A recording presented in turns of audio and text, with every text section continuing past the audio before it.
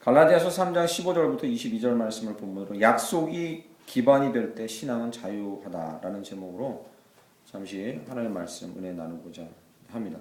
성숙한 신앙이 무엇입니까? 라고 말하면 저 사람 신앙이 많이 좋네, 신앙이 성숙하군요 라는 말을 들을 때 우리는 이 단어를 자꾸 떠올립니다. 저만 그런지 모르겠지만 그렇다고 생각 안 합니다. 신앙이 좋습니다, 신앙이 성숙하시네요 하면 반듯하다는 단어가 자꾸 연상됩니다. 윤리 도덕적으로 흠이 없거나 바르고 각종 예배와 그리고 교회 생활에 충실하고 섬김이나 또 타의 여러 가지 일들의 타에 모범이 되는 그런 모습을 우리가 그려보곤 합니다. 그렇지 않은가요? 제 생각에 아주 틀리진 않을 거예요. 그래서 성숙한 신앙이고 신앙이 좋다 하면 반듯하다는 단어가 자꾸 머릿속에 떠오릅니다. 그런데 저는 제가 목사로서 살기 전에, 목사이기 전에 저도 신앙인입니다. 한 사람의 성도로서 제 자신의 삶과 우리 성도들의 삶을 밀착해서 옆에서 계속 지켜보면서 이 신앙이 성숙하다, 신앙이 좋다라는 말은 반듯하다는 단어보다 더 어울리는 단어가 있다는 것을 세월이 흘러가면서 깨닫게 됩니다. 말씀을 보고 사역하면서. 그 단어는 바로 신앙이 바르다, 신앙이 성숙하다는 건 반듯하다는 단어보다 더 어울리는 단어가 견고하다. 견고하다. 다른 말로 하면요, 기복이 크지 않다. 그리고 다른 말로 하면 잘 흔들리지 않는다. 이 두 가지 표현의 이 미묘한 차이는 뭐냐면, 앞에 있는 표현 반듯하다는 어느 수준인가 이렇게 도달해 있는, 그러니까 어느 수준인가 내가 변해서 도달해 있는, 그래서 그 밑에 수준으로는 잘 안 내려가요. 한번 성숙한 단계 올라가면 그 밑으로는 잘 안 내려가요. 나는 이 정도 수준에 있는 신앙인이고 저 사람은 저 정도 수준이다, 이런 구별이 돼요. 이런 어느 정도 어디에 도달했다는 의미를 갖는다면, 제가 지금 말씀드리는 견고하다라는 말의 의미는 그것보다는 늘 경계해야 돼요. 언제 한 번에 무너질지 몰라서 늘 경계해야 되는 이런 면이 강한, 약간 강조점이 다르죠. 그래서 저는 많은 성도를 보고 제 자신을 봐도 이 견고하다는 단어가 오히려 신앙이 성숙하다라는 단어를 표현하는데 더 어울리는 단어가 아닌가 이렇게 생각해 봅니다. 그 증거들도 성경에 많이 있습니다. 첫 번째, 다윗은 신앙이 성숙한 자였을까요? 예스, 맞죠. 저는 그렇게 믿습니다. 우리의 신앙의 모델이죠. 많은 사람이 추앙하죠. 본받고 싶어하고. 그런데 다윗이 신앙이 성숙하다는 건 어느 경지에 올랐기 때문에 결코 정말 그 정도 경지의 신앙인에서는 범할 수 없는 죄를 범하지 않고 살았냐? 그렇지 않다는 거죠. 계속 성숙해 갔으면 그의 말년에 고난을 다 겪고 정말 성숙한 단계에 올랐을 때는, 좀 후반부에는 정말로 말도 안 되는 범죄는 저지르지 않아야 되는데, 그는 이 인생의 후반부에 왕이 되고 나서 한적할 때 도저히 왕이요 우리의 신앙의 모델로서 성숙한 그 신앙인으로서는 저질러서는 안 되는 죄를 저지르죠. 남의 여인을 빼앗아버리고 그 남편을 죽이죠. 아주 충동적인 것도 아니고 교살하죠. 계획을 짜서 마치 자기가 안 죽인 것처럼 죽이죠. 교살하죠. 정말 죄질이 나쁜 죄죠. 이런 예를 봤을 때 어느 단계에 도달해서 신앙이 성숙했으면 그 이하로 무너지지 않는다. 이건 말이 안 되고 늘 경계해야 되는 거죠. 언제든 넘어질 수 있는 거죠. 에베소서 6장 13, 14절에도 이 견고하다는 단어가 오히려 신앙 성숙에 어울린다라는 표현을, 제 주장이 맞다는 게 에베소서 6장 13, 14절에도 나옵니다. 거기에는 무슨 표현이 나오냐면 하나님의 전신갑주를 취하라. 잘 아는 구절인데 여러분, 하나님의 전신갑주를 취하라. 의의 호심경, 믿음의 방패, 구원의 투구 이런 거 있죠. 아시죠? 그걸 취하라. 왜 취하냐면 악한 날에, 즉 이런 말세에 너희가 능히 이기기 위함이라. 대단한 신앙인을 묘사하고 있잖아요. 그런데 그 전투에서 이기고 나서가 더 중요하다는 거죠. 악한 날에 너희가 능히 대적하고 모든 일을 행한 후에 서기 위함이라 이렇게 써 있어요. 정작 영적 전투를 엄청 한 다음에 사람이 언제 잘 넘어지냐면 방심할 때. 영적 전투 실컷 해놓고 방심하면 그냥 넘어져 버려요. 언제 그랬냐는 듯이 그냥 신앙인이 아닌 것처럼 넘어져 버려요. 그래서 여기 서다는 단어가 에베소서 영적 전투와 관련해서 서 있다, 그냥 서 있어만 하는 것도 어려운 일이다. 영적 전투를 잘하는 믿음이 좋은 사람인 것 같아도 그냥 서서 자기 신앙을 지키는 것조차도 어려울 때가 있다. 6장 13, 14절의 에베소서에 2번이나 반복해서 쓰고 있습니다. 모든 일을 행한 후에 서기 위함이라. 그런즉 너는 서서 진리로 계속 이어집니다. 한국교회 왜곡된 신앙의 모습에 대해서 저만 얘기하는 게 아니라 우리 신앙인들 모두는 다 얘기하는데, 저는 그 이유를 감히 추정해 보면 한국교회는 큰 거 한 건을 해내면 기복이 있고 균형이 무너졌으며 그리고 견고한 모습으로 꾸준하게 가는 일을 못해도 신앙적으로 큰 거를 한 건 하면 그것을 더 높은 신앙의 경지로 쳐주는 경향이 있다. 그것이 저희 목사들이 조장한 탓이기도 해서 회개합니다. 이 사람이 신앙적으로 아주 위대한 일을 하나 했으면 그가 삶에서 기복이 있고 균형이 무너지고 그리고 꾸준히 가지 못하고 자꾸 넘어지는 이런 작은 일들은 그냥 별거 아닌 것처럼 다. 그런 일을 조장한 것이 우리 목사고 교회가 아닌가 해서 저도 회개합니다. 어쨌든 이 흔들림 없고 기복이 적은, 즉 견고한 신앙이 정말로 성숙한 신앙이라고 믿습니다. 오늘 본문 말씀을 통해서 저희는 어떻게 우리가 흔들림 없고 기복이 적고, 기복이 없을 수는 없어요. 이렇게 내려갔다가 올라갔다는 기복이 없을 수는 없지만 기복이 막 완전히 여기 있다가 여기까지 쭉 떨어지고, 그것도 그 주기가 한 몇 년마다 오는 게 아니라 매일 그렇게 온다면 그 어떻게 신앙생활을 하겠습니까? 신앙생활을 한 사람이라고 말할 수 있겠어요? 기복이 적고 흔들림이 적고 어떻게 견고한 신앙의 삶을 살아갈 수 있느냐? 오늘 본문 말씀을 중심으로 저희는 그 키가 어디에 있느냐? 약속에 있다고 믿습니다. 약속 위에 서 있어야 그 사람의 신앙은 기복이 적고 견고하고 흔들림이 적다는 거죠. 오늘 본문 말씀은 그것을 세 가지로 논증해 줍니다. 증명해 줘요. 오늘 본문은 율법이라는 것과 비교해서 약속과 율법을 대조시켜서 너희가 어떻게 하면 이 견고한 신앙 위에 기복이 적게 서 있을 수 있느냐, 그리고 그 안에서 자유를 누릴 수 있느냐, 그것에 대해서 잠시 이야기를 나누고자 합니다. 첫 번째, 우리가 어떠한 신앙에 근거해야, 어떠한 약속에 근거해야 우리가 기복이 적고 견고한 신앙에 서느냐. 첫 번째, 아브라함과 그 자손에게 말씀하신 약속에 우리가 집중해야 합니다. 16절 말씀을 보시죠. 저희가 함께 한 목소리로 읽어보겠습니다. 16절 앞부분만 읽습니다. 시작. 이 약속들은 아브라함과 그 자손에게 말씀하신 것인데, 거기까지요. 네. 우리의 신앙이 견고하고 기복이 적고 그리고 잘 흔들리지 않는 신앙이 되려면 약속에 기반을 두어야 하는데, 그런데 그 약속에 기반을 둔 신앙, 그 약속이 무엇이냐면 아브라함과 그 자손에게 하나님이 말씀하신 약속입니다. 아무 약속이나 얘기하는 게 아닙니다. 우리의 신앙의 기반을 어디에 두냐면 아브라함의 약속에 두어야 한다는 거죠. 정확한 말로 하면 하나님과 아브라함 사이에 맺은 약속, 거기에 우리의 신앙의 기반을 두어야 한다는 겁니다. 나는 신앙인입니까? 나는 믿는 사람이에요? 그럼 너의 믿음의 기반이 어디 있어요? 하나님이 아브라함과 한 약속에 그 기반이 있다는 거죠. 하나님이 아브라함과 한 약속이 무엇입니까? 하나님은 아담의 타락 이후에 인류 중에서 하나님의 복을 인류에 만천하에 끼치기 위해서 모든 인류 중에 한 민족을 택하기를 원하셨어요. 그 민족이 잘나서 택한 게 아니라 한 민족을 택해서 그 민족을 통해서 세상이 복을 받기를 원했어요. 그런데 그 민족을 택하기 전에 그 민족을 이루기 위해서 한 사람을 택하기를 원했어요. 그게 누굽니까? 아브라함이죠. 그리고 그 아브라함에게 너는 복이 될지라, 복의 근원이 될지라 한 이유가 뭐냐면, 다른 말로 풀면 너를 통해서 민족이 복을 받고 온 열방이 나의 복을 받을 것이다. 이게 하나님과 아브라함 사이에 맺은 약속이에요. 약속. 그리고 이 그리스도를 믿고 하나님의 백성된 모든 사람은 누구의 자손이다? 아브라함의 자손. 김 목사님 누구의 자손이에요? 그래요. 김준수 씨의 아들입니다.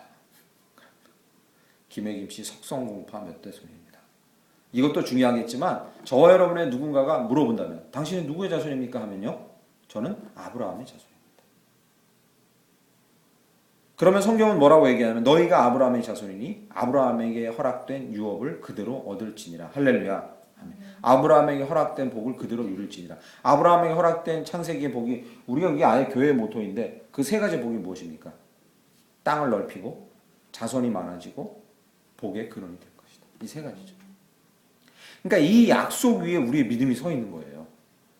우리의 믿음이 어디 서 있어요? 우리의 신앙이 흔들리지 않고 어디 서야 돼요? 이 약속 위에 서 있는 거죠. 이 아브라함에게 하나님께서 하신 약속이 서 있어요. 우리는 어떤 모양새로 살아도 이 아브라함과 하나님 사이에 맺은 이 약속 위에 있기 때문에 어떤 모양새로도 이 복을 누리게 돼 있어요. 할렐루야. 아멘. 그런데 이 아브라함과 하나님 사이에 맺은 약속이 우리의 신앙이 견고한 것과 무슨 상관이 있습니까? 이제 그걸 한번 따져봐야죠. 그죠? 아브라함과 하나님 사이에 맺은 이 약속이 우리의 신앙이 흔들리지 않고 견고한 것과는 무슨 상관이 있어요? 하나님이 아브라함을 택하세요. 그리고 창세기 12장에 너를 통해서 세상이 복을 받게 될 것이다. 너를 통해서 나의 땅이 넓어지고 하나님 땅이 나의 자손이 많아지고 믿는 사람이 그리고 세상이 복을 받게 될 거다 얘기하니까 아브라함이요. 그것이 어떻게 이루어질지 내가 어떻게 알겠사옵나이까. 내가 연약한데요. 하니까 하나님께서 이렇게 말씀하십니다. 동물 하나를 잡아 그것을 쪼개서 지금 의자가 놓여져 있는 것처럼 동물 반쪽은 이쪽에 놓고 그 반쪽은 이쪽에 놓고 그리고 너는 그 앞에 서라. 상상을 해보세요. 동물이 반쪽이 쪼개져가지고 이렇게 양쪽에 있고 아브라함이 사이에 섰어요. 근데 사이에 쓴 그 순간 아브라함은 그것이 뭘 얘기하는지 알았어요. 카라트 베리트를 얘기하는 거죠. 그죠? 카라트 베리트는 뭐냐면 고대 근동 지방에는 언약을 맺다라는 단어를 쓰지 않고 언약을 자르다라는 단어를 써요. 옛날 고대 근동 지방에는 동물을 반 쪼개놓고 약속을 맺는 두 사람이 나와서 손을 잡고 그 쪼개진 동물 사이를 걸어가면서 이렇게 외쳐요. 누구든지 이 약속을 안 지키는 놈은 이 동물 쪼개진 것처럼 쪼개지리라. 이러면서 그 사이를 지나가요. 즉 양쪽 서로에게 약속을 반드시 지키겠다는 생명을 건 약속인 거죠. 아브라함이 그 사이에 섰어요. 그러니까 아브라함은 뭘 기대하고 있었겠어요? 나와 함께 저 사이를 걸어가자. 하나님과 아브라함 사이에 약속을 맺은 거잖아요. 그죠? 너는 내 백성이 되고 나는 너에게 이 세 가지 복을 주겠다. 약속을 맺고 그 사이를 걸어가야 되는데 하나님이 희한하게 하나님을 드러내는 형상 불이 나타나서 그 불이 아브라함을 인도하지 않고 자기 혼자 그 불이 그 쪼갠 고기 사이를 지나가요. 여러분 많이 들어보셨던 분도 계실 거예요. 이건 뭘 의미합니까? 그 약속을 궁극적으로 지킬 의지는 누구에게 있다? 하나님에게 있다. 그리고 그 약속을 깨지 않고 반드시 이룰 실제적인 노력도 누가 하겠다? 하나님이 하시겠다. 그 약속은 결코 깨지지 않는다. 왜 우리가 아브라함과 우리의 신앙이 왜 흔들림 없이 서 있으려면 이 아브라함과 하나님과의 맺은 언약에 우리가 집중해야 되느냐, 약속에 집중해야 되냐면 하나님이 그렇게 해주셨기 때문에 절대로 깨지지 않기 때문에. 절대로 깨지지 않는 약속을 붙들고 그 위에 서야 우리가 흔들리지 않죠. 이 약속 언제든 깨질 수 있다고 생각하면 그 위에서 우리가 안정을 취할 수 있습니까? 절대 없는 거죠. 오늘 본문 말씀 잠시 보실까요? 15절 보시죠. 형제들아 내가 사람의 예대로 말하노니 사람의 언약이라도 정한 후에는 아무도 패하거나 더하거나 하지 못하느니라. 그래서 이 얘기가 나온 거예요. 아시겠죠? 너희들이 믿고 있는 믿음이나 신앙이 견고해지려면 아브라함과 하나님 나 사이에 맺은 언약을 집중해야 되는데 왜냐? 너희들 생각해봐라. 사람 사이에도 약속하면 잘 깨지 않지 않냐? 내가 하물며 내가 지키겠다고 내가 반드시 나 혼자라도 꼭 지키겠다고 약속한 걸 하나님이 내가 그렇게 쉽게 깨겠느냐? 그렇게 말하고 있는 거죠. 그런데 이 15절 말씀은 거짓말이에요. 성경이 거짓말이라고 얘기하는 게 아니라 예? 사람의 예대로 말하느니라고 했잖아요. 그걸 다른 말로 해석해 보면 보통의 경우는 그러니 그렇게 얘기하는 거예요. 보통의 경우는 사람들이 약속 지킨다. 안타깝게도 보통이 아닌 경우가 더 많아요. 약속은 깨지는 경우가 더 많고 그렇지 않습니까? 제가 지금 마키아벨리라는 이 학자가 쓴 중군주론이라는 책을 읽고 있거든요. 정말 재밌는 게 군주가 갖춰야 될 덕목 중에 뭐가 있는지 아십니까? 유리한 고지를 점령하기 위해 약속을 깨라. 이게 덕목이에요. 군주의 덕목. 이게 군주의 덕목이야.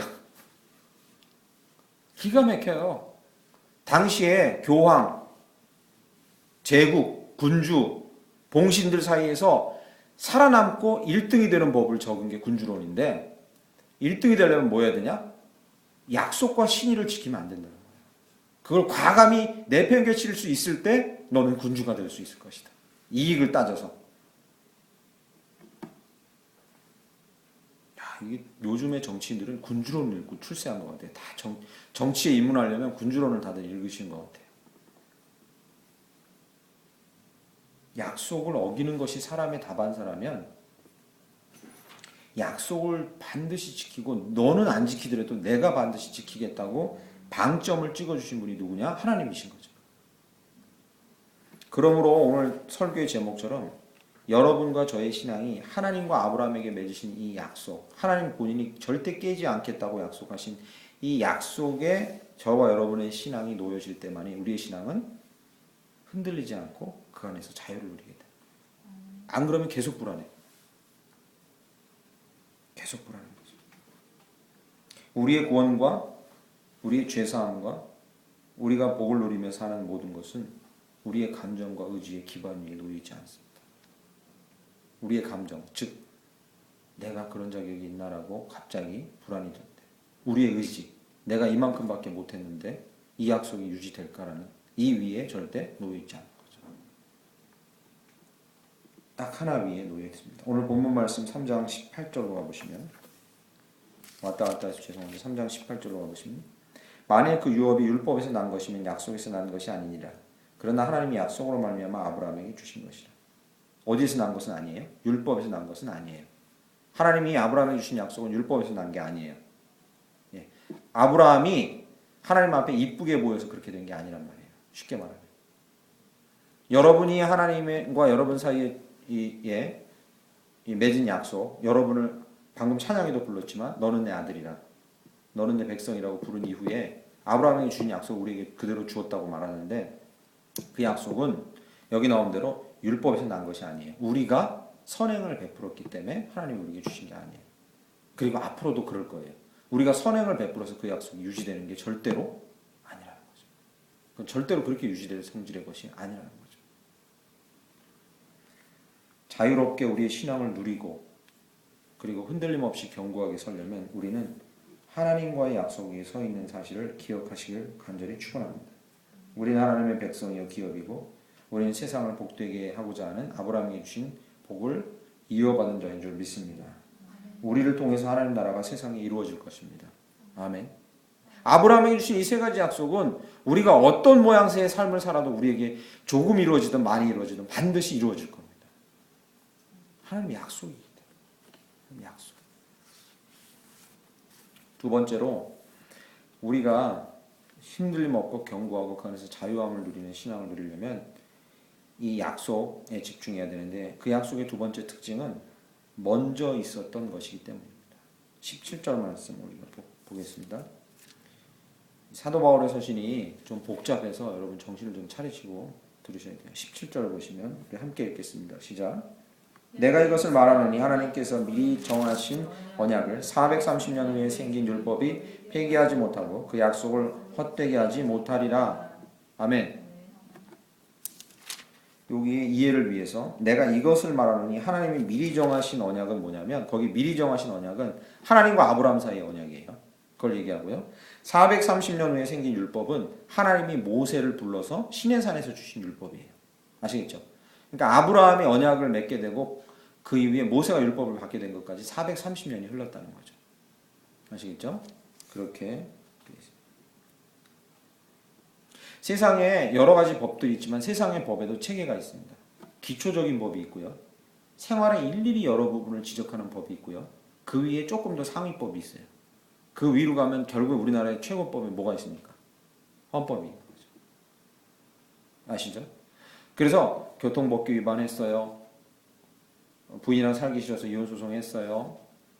아니면 노동자가 노동하다가 과로해서 쓰러져 죽었어요. 이런 모든 법을 다루는 법이 막 논란이 많다가 그 안에서 막 혼란스럽고 막 논란이 많을 때 논란이 막 이어질 때 결국 3심, 우리나라는 3심 제도죠. 마지막 첫 번째 재판, 두 번째 재판, 그리고 헌법재판까지 가죠. 삼심이에요. 삼심에서 마지막에 해야 더 이상 갈 데가 없어. 끝나요. 그런데 이 밑에 여러 가지 막 법들이 있잖아요. 이거는 자잘구레한 일들을 막 얘기하지만 결국엔 거기서 해결이 안 되면 나중에 어디까지 헌법까지 가서 거기서 결론이 나요. 그런데 재밌는 건요. 이 밑에 있는 여러 가지 법들은 종류도 많고 다양하지만 위로 올라갈수록 법의 근본 정신은 간단해요. 위로 올라갈수록 법의 근본 정신은 간단해요. 오늘 본문 말씀에서요. 430년 후에 하나님께서 모세에게 주셨다는 이 율법은 대단히 내용이 많아. 그렇잖아요. 여러분 배웠죠? 저랑 함께 했죠. 레위기, 신명기, 민수기, 출애굽기. 내용이 너무 많아요. 그런데 그 근본을 쫓아서 위로 올라가 보면 무엇을 위해 그 율법을 주었고 무엇을 위해 그 율법이 실효성이 있는가를 그 근본을 따져 올라가면 알 수 있어요. 거기가 어디입니까? 아브라함과 하나님 맺으신 언약이 있단 말이에요. 왜 그 율법을 줬어요? 아브라함과 하나님 맺으신 언약을 실효성 있게 지키게 하기 위해서.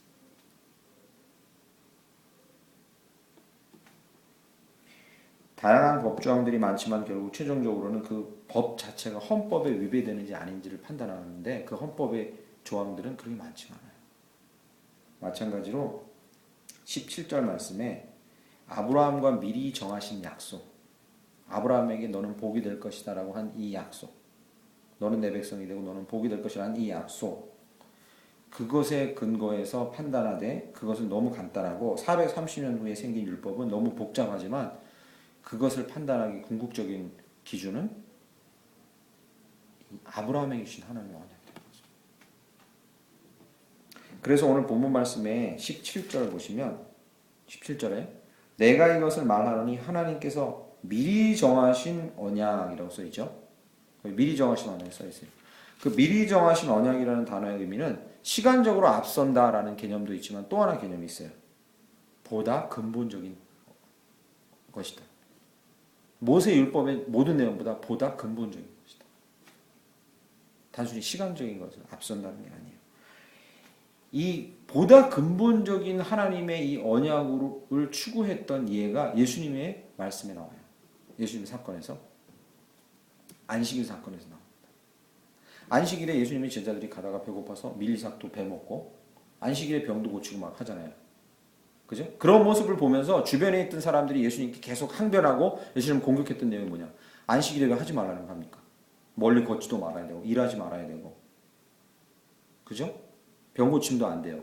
왜 안식일날 그렇게 합니까? 라고 이 근본적이지 못한 일들을 계속 논할 때 예수님이 안식일에 대해서 모세율법의 안식일에 명한 것보다 더 근본적인 것으로 올라가요. 어디로요?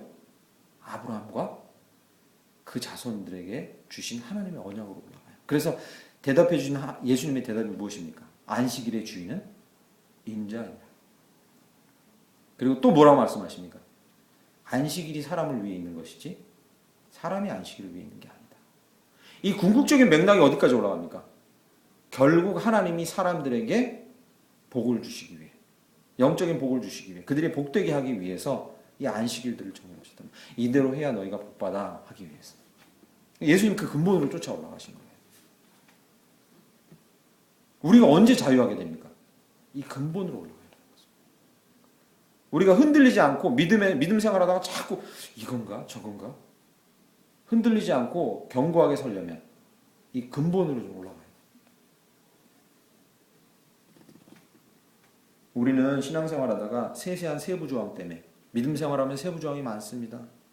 교회마다 전통이 있고 성경에 하라 하지 말라는 얘기 너무 많습니다. 그럴 때 이 상황까지 거기에 얽혀 들어가지고 나의 상황이나 내 내면적인 것까지 얽혀 들어서 우리 이런 선택을 합니다. 이걸 어떻게 받아들여야 할지 몰라서 막 혼란스러워하다가 견고함이 깨지고 올바로 서 있지 못하고 믿음이 나중에 어떻게 변하냐면 남의 말에 휘둘리거나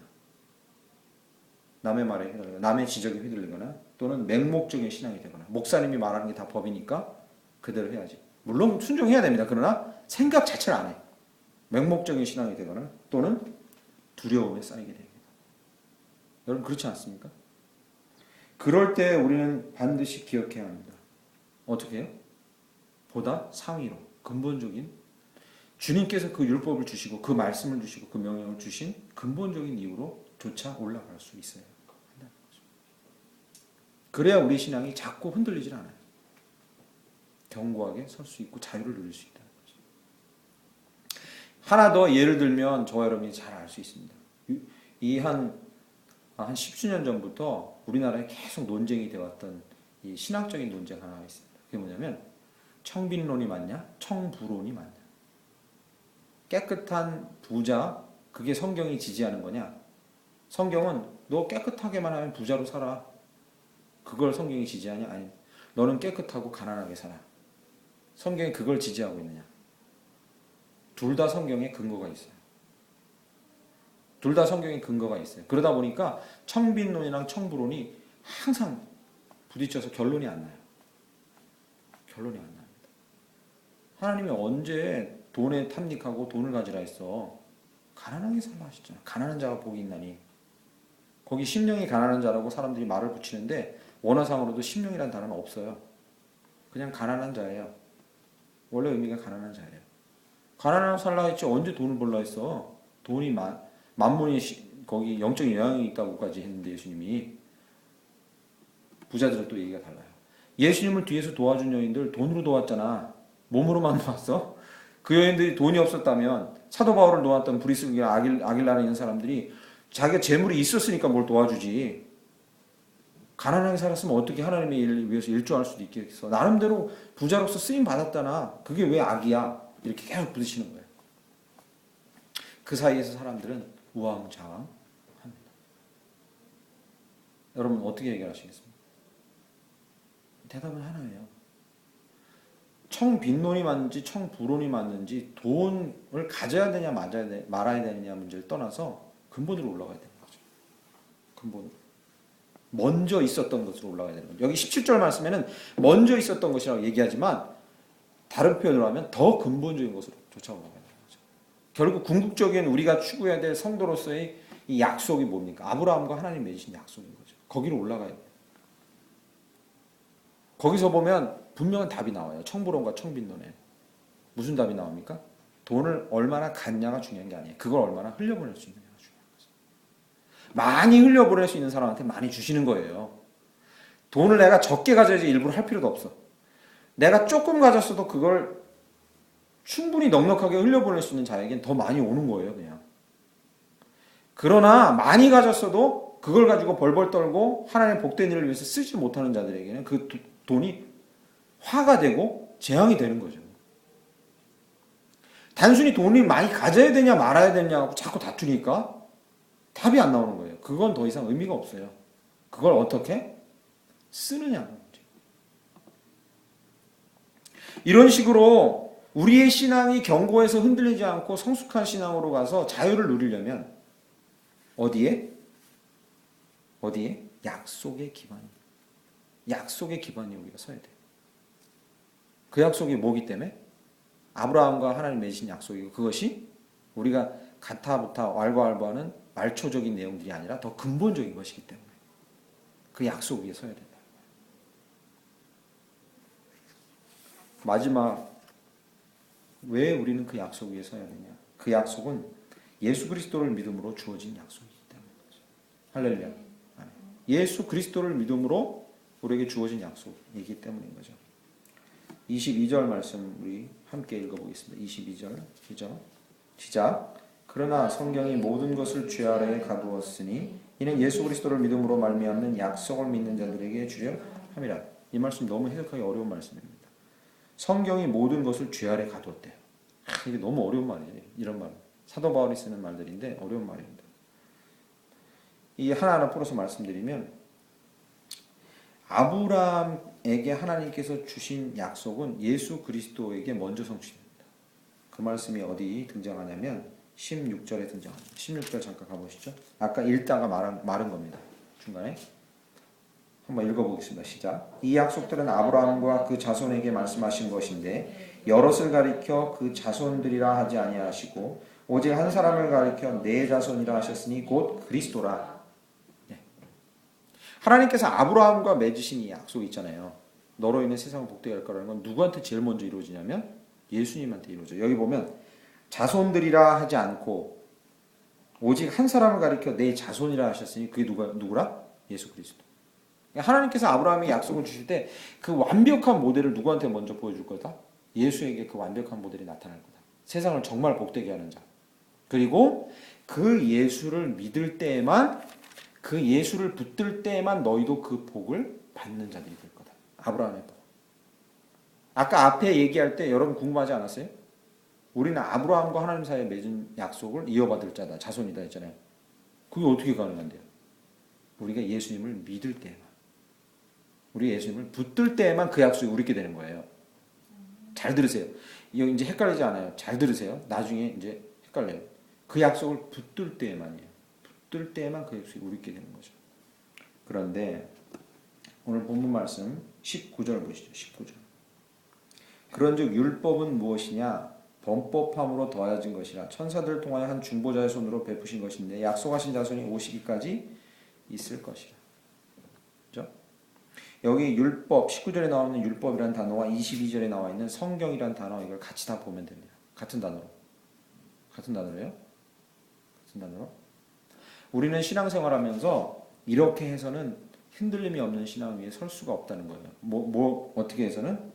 아이고야, 내가 이 성경을 다 지키고, 그리고 이 말씀을 다 지키고, 이 말씀을 그래도 지키려고 애를 쓰고 조금 더 낫게 지킬 때만이 이 약속이 나에게 유효하구나라고 자꾸 생각한다면 우리의 신앙은 흔들릴 수밖에 없다는 거죠. 왜요? 우리가 지키려고 하는 그 율법과 성경은 무엇을 위해서까지만 효과가 있냐? 어디까지만 효과가 있냐? 19절 보세요.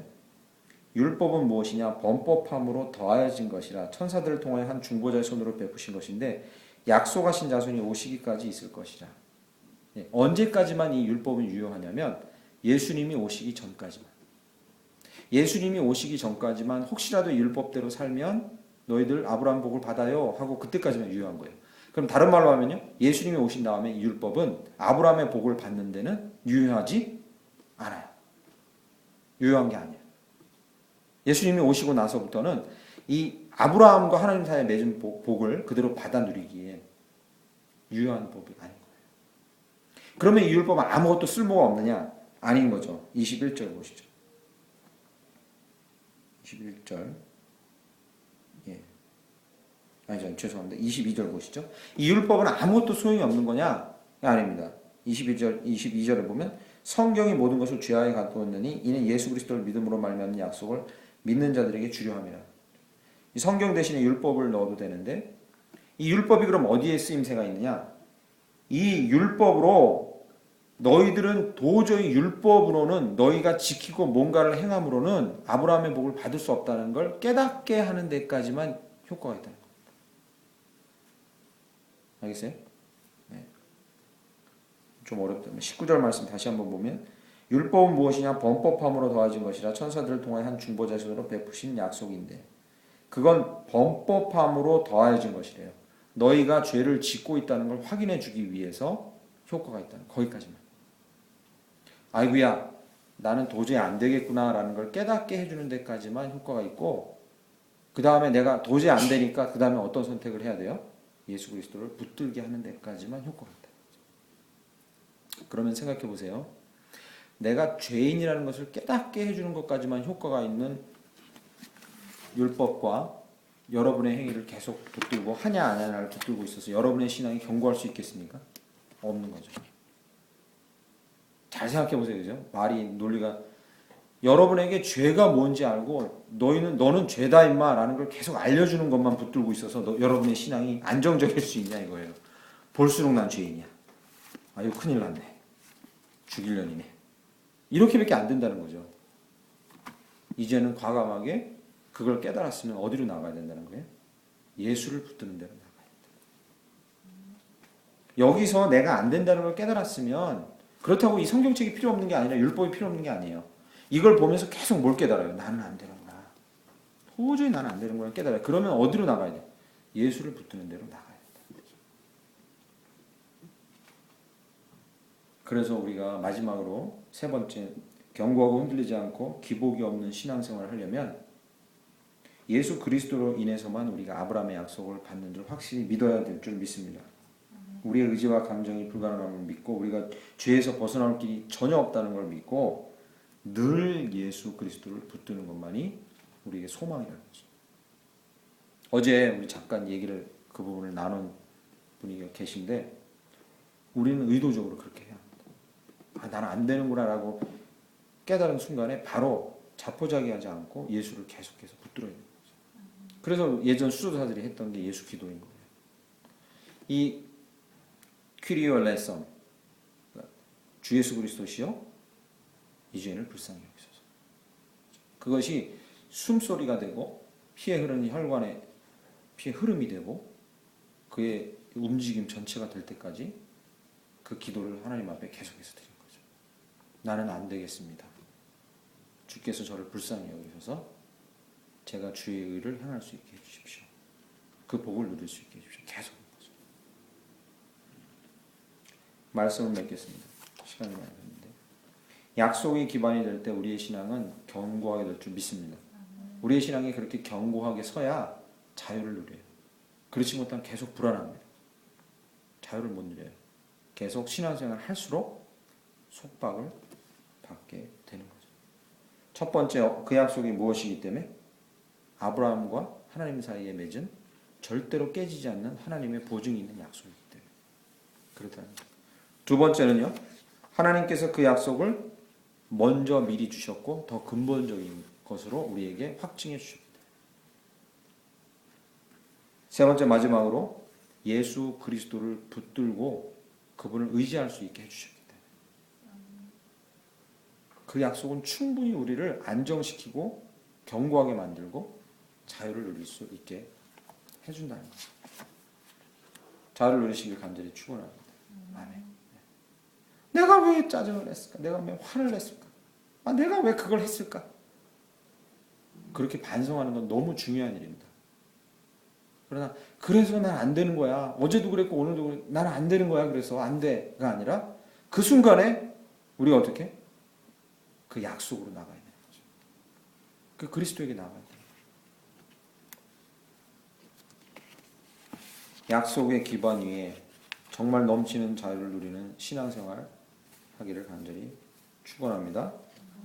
기도하겠습니다. 우리 찬양하고